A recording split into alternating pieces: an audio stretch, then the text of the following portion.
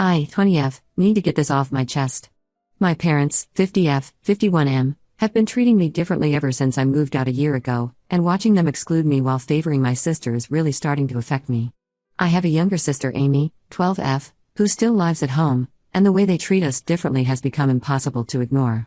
Let me give you some background about our family.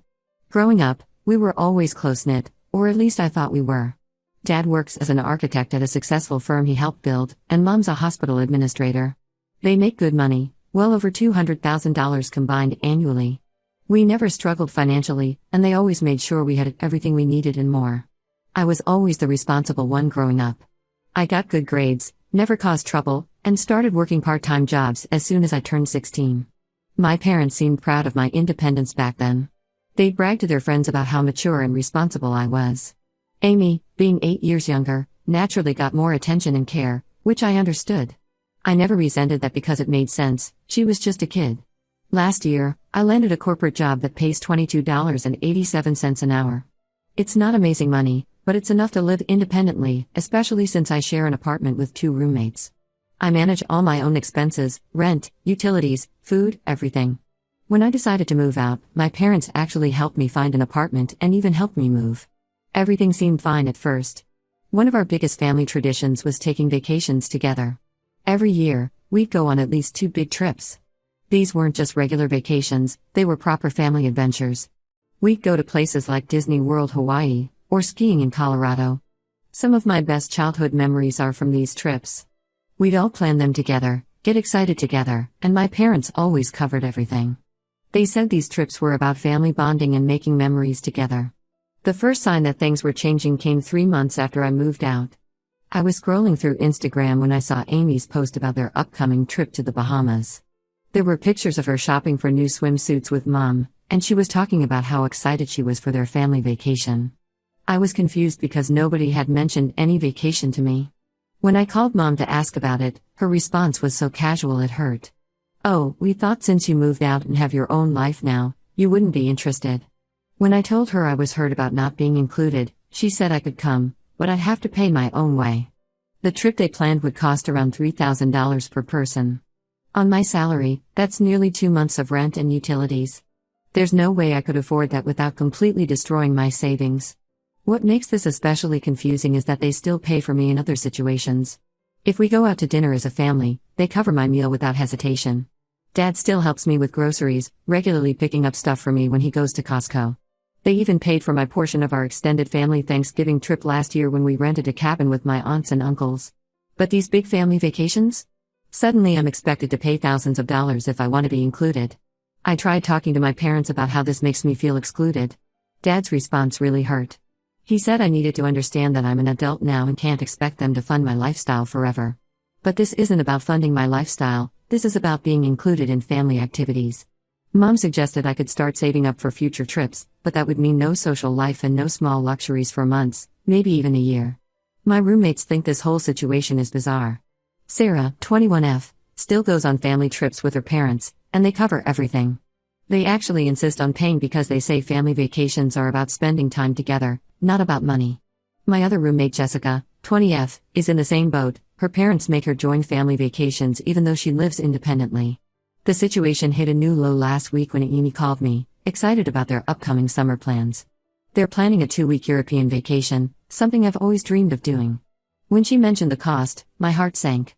It's even more expensive than the Bahamas trip. What hurts more is that this was something we used to talk about as a family, how one day we'd all go to Europe together. I feel like I'm being erased from the family just because I took steps toward independence. Every time they plan these trips without me, it's like they're saying I'm not really part of the family anymore. The photos they post, the stories they share, it's all about their family adventures, but apparently, I'm no longer part of that family. I've tried explaining to them how much this hurts me, but they just don't seem to get it. Or maybe they do get it and just don't care. Dad keeps saying I'm being dramatic and that this is just part of growing up. Mom suggests I should focus on building my own life instead of worrying about family vacations. But how can I not worry when I see my sister getting everything I'm being denied? I don't want to sound entitled or ungrateful. I appreciate everything my parents have done for me, and I'm proud of being financially independent. But this selective exclusion from family vacations while still being included in everything else feels calculated and hurtful. Am I overreacting? Is this normal parent behavior when kids move out? I could really use some perspective here. Update 1 first, I want to thank everyone who responded to my original post. The support was overwhelming, and many of you shared similar experiences. A lot has happened since then, and what I discovered makes this whole situation even more twisted than I initially thought. Last weekend, I went to my parents' house to pick up some old winter clothes I'd stored in my old closet. I'd been putting this off because being in that house just reminded me of how things had changed. Mom and Dad were out with Amy at her soccer practice, so I had the house to myself. While going through my old closet, I found an envelope that had fallen behind some boxes. It was one of those old photo envelopes from when people still printed pictures. Inside were photos from our family vacations when I was in high school, pictures of us at beach resorts, theme parks, and ski lodges. But mixed in with these photos were something else, a stack of old vacation receipts that Mom had kept. At first, I didn't think much of them. Mom always kept receipts from big expenses. But as I looked closer, something caught my eye. The total costs for these trips were nowhere near what they claimed current trips cost. They told me the Bahamas trip would cost $3,000 per person, but looking at these receipts from similar trips we took just 3 years ago, the cost per person never exceeded $1,500. I started digging deeper. I found receipts for hotel stays, flight bookings, activity packages, everything. Even accounting for inflation, the numbers didn't add up. I took photos of all the receipts with my phone, knowing I'd need proof when I confronted them. When my parents got home with Amy, I decided to talk to Mom alone. I showed her the receipts and asked her to explain the huge price difference. Her reaction told me everything I needed to know. First, she got defensive, saying travel costs had increased dramatically. When I pointed out these receipts were from just a few years ago, she changed her story, claiming they were staying at better hotels now and doing more expensive activities. That's when Amy walked in and unknowingly blew up their lies. She was excited about the Bahamas trip and mentioned they were staying at the Coral Cove Resort, the exact same place we stayed at 3 years ago. The same resort that, according to the receipts I found, cost less than half of what they told me. Mom's face went pale. She tried to usher Amy out of the room, but I'd had enough. I demanded the truth. After some back and forth, she finally broke down and admitted they had inflated the trip costs when telling me the price. Their reasoning? They thought if they made it seem impossibly expensive, I wouldn't even try to come. But there was more to the story. Mom revealed that shortly after I moved out, Amy started seeing a therapist for anxiety. The therapist suggested more exclusive parent time would help her adjust to being an only child at home. Instead of being honest about this, they created this elaborate lie about trip costs to keep me away. Dad got home from running errands and joined the conversation. He tried to justify their actions, saying they didn't want to hurt my feelings by telling me they needed alone time with Amy. He thought making it about money would be easier for me to accept. The irony of how much more their lies hurt didn't seem to register with him. The worst part came later when I talked to Amy privately. She told me she'd been asking about me coming on the trips all along. Our parents had been telling her that I was too busy with my new life and didn't want to come. They made me look like I was abandoning the family while simultaneously working to keep me away. My roommates were even more outraged than before when I told them what I discovered. Sarah's parents, who'd heard about the situation, were especially appalled. They invited me to join their family trip to Florida next month, insisting on covering all costs. The contrast between how different families handle adult children is stark and painful. This isn't just about being excluded anymore. It's about deliberate deception and manipulation. They didn't just leave me out, they actively worked to keep me away while making it look like my choice. They lied to me about the costs, lied to Amy about my willingness to come, and created this whole false narrative about me choosing to distance myself from the family. I spent the last 2 weeks feeling guilty about wanting to be included, questioning if I was being entitled or immature. Now I'm just angry. The fact that they went to such lengths to exclude me while pretending it was my choice shows this isn't about money or growing up, it's about something much deeper and more hurtful. Update 2. After my last update, things spiraled in a way I never expected.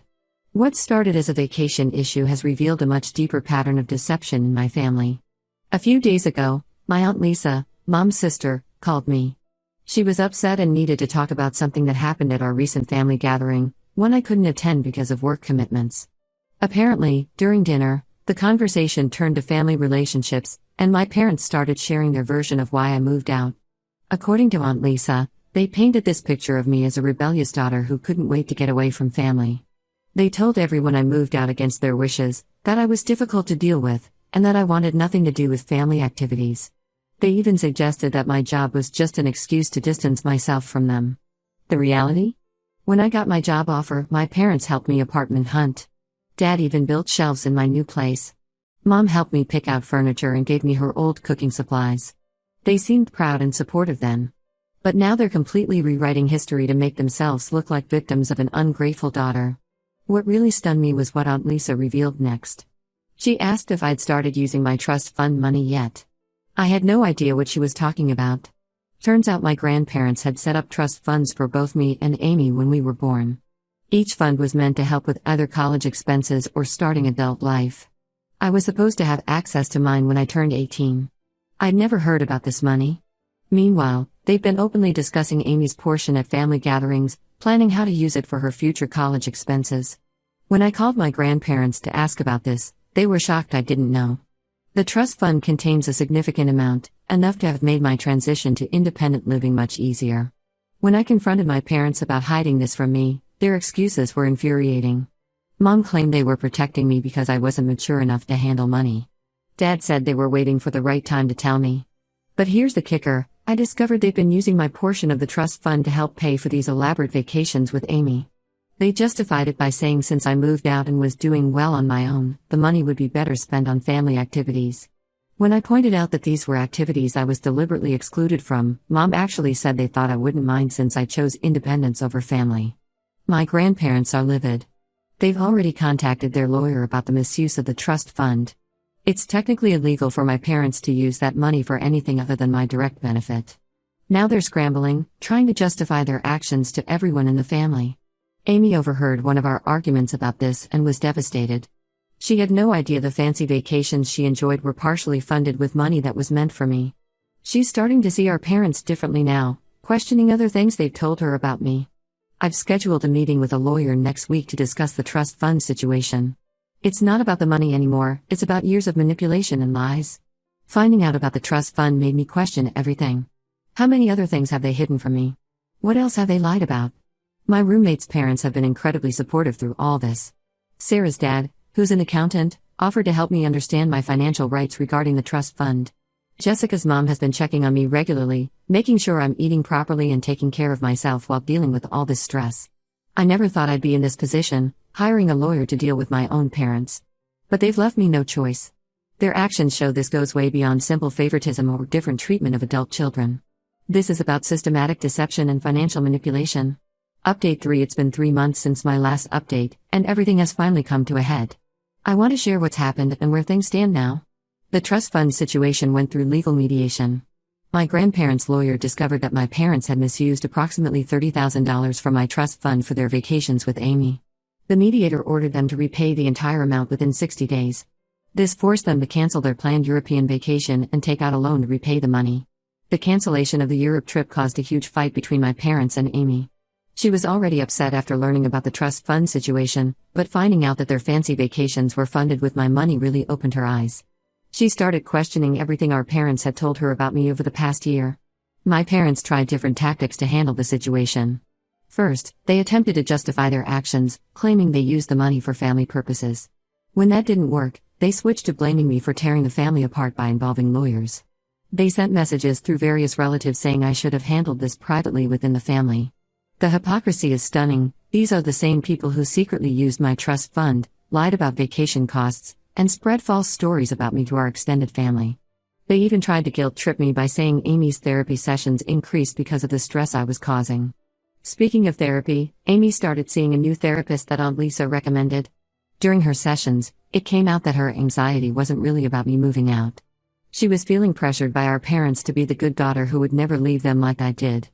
They'd been using my independence as a cautionary tale, telling her how much better her life was because she stayed close to them.